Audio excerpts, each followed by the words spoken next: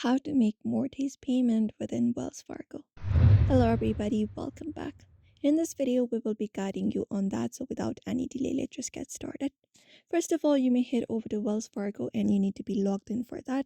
You may use your credentials in order to log in and tap on sign in option on your screen and basically sign in into your account.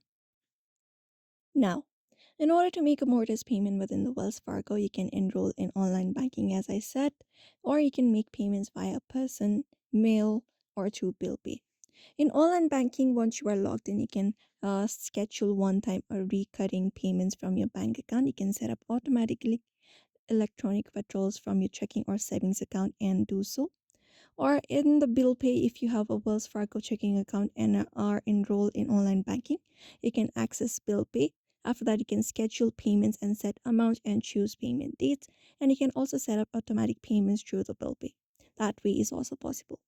On the third, we have a mail option. Make sure your check or money order payable to Wells Fargo Home Mortgage. Write your account number on the check or money order, and you can send the payment through the address specified on your mortgage statement.